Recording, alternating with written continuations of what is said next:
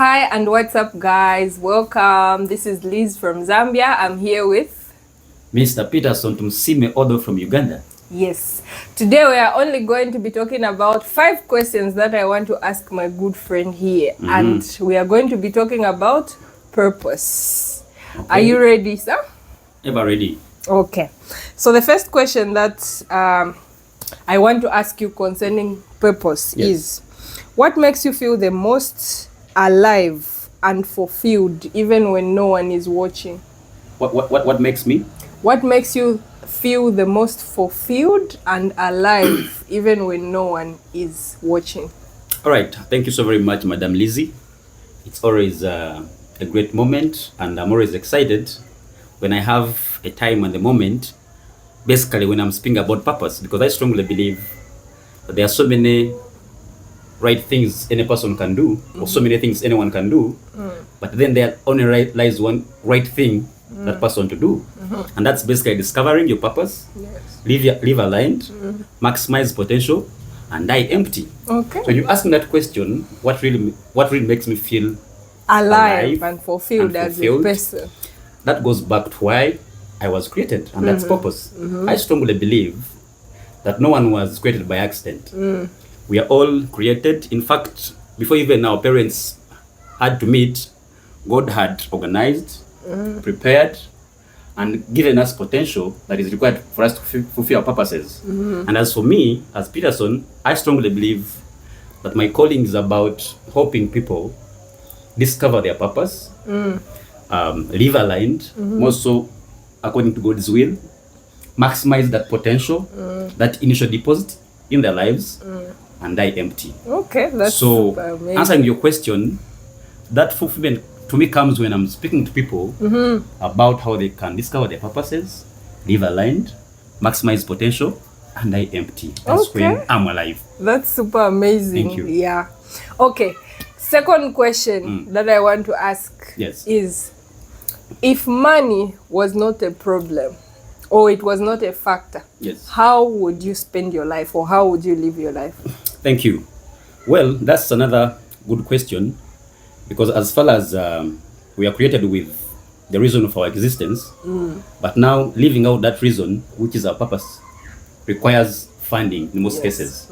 So as far as my journey, I have been inspired to put down some materials. Okay. And it's about the books we are putting in place that are basically are very, very important. Help people get our materials, be able to discover these mysteries of life, and live aligned. Okay. If money wasn't a problem, I have about 3 books so far. The first book is about how to live on purpose, a journey to life that matters. And of course, I would love to have these books printed, distributed, each and everyone in the world have a copy, 1 or 2, and know why they were created. So if money wasn't a problem, I would spend my life reaching to each and everyone out there, speaking to them about these mysteries of life. Okay. Yes, thank you. That's super amazing. Wonderful. I'm looking forward to reading your books, and we are going to want more information regarding that, and I'm sure the people also want to have a look at them. So further information regarding the books will be shared. Sure. Yes. Then the third question is, what kind of impact do you want people to remember you for? Very, very good question. Now that's a question, if you read one of my books, How to Live on Purpose, the last chapter talks about legacy. Okay. That we should not just live, or we should not just exist, or we should leave a legacy behind. And my impact, how I want to be remembered in the world, because the value of life is not about the time you spend. Yes. The value of life is not about the duration you spend alive, but the value of life lies in the donation you give back to humanity. Yes. Now I want to be remembered as someone who touched the generation, hope that generation to get inspired, to discover their reason for their existence. Because as I told you earlier on, everyone is alive because there is a reason why they are still alive. One time back, I was in South Sudan and I had a friend.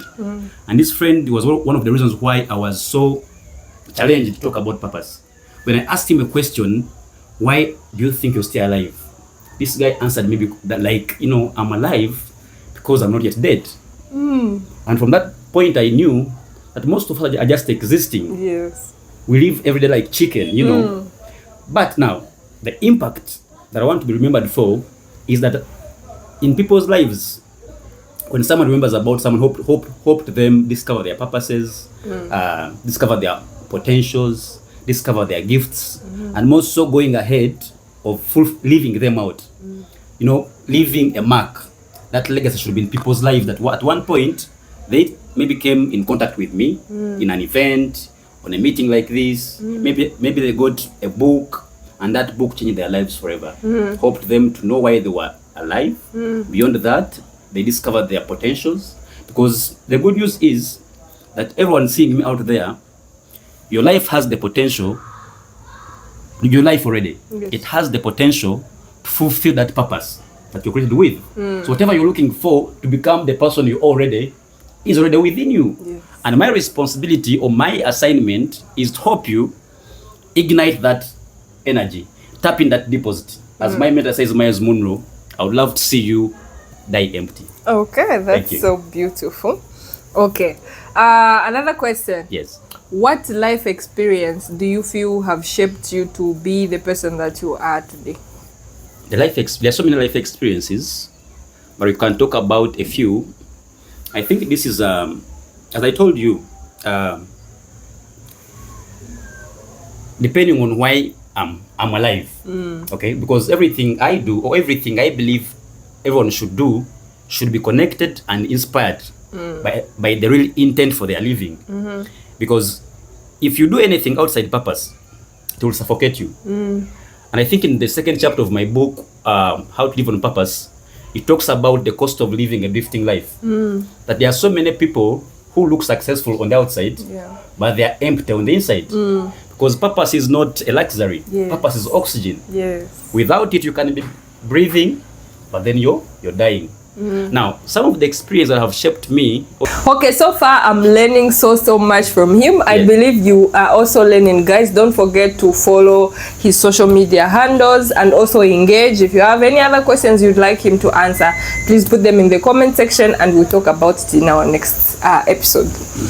Yes. So the last question that we are going to be asking you, what problem do you feel naturally drawn to that you want to solve in people's lives?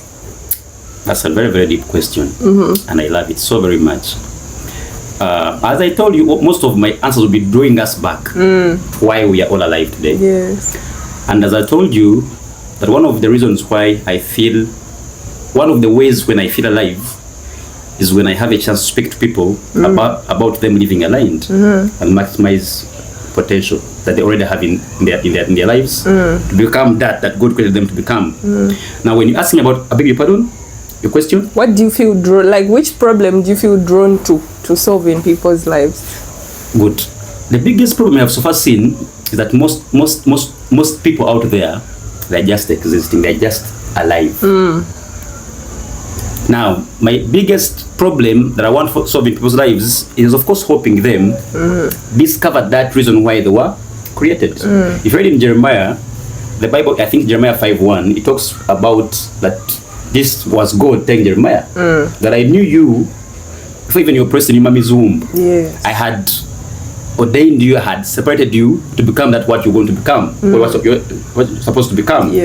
Now, me seeing people living against what they should do, how they should be living, it's one of the biggest problems I feel, drained to helping people achieve that, discover their purpose, discover their potentials, discover their gifts, because we are all gifted.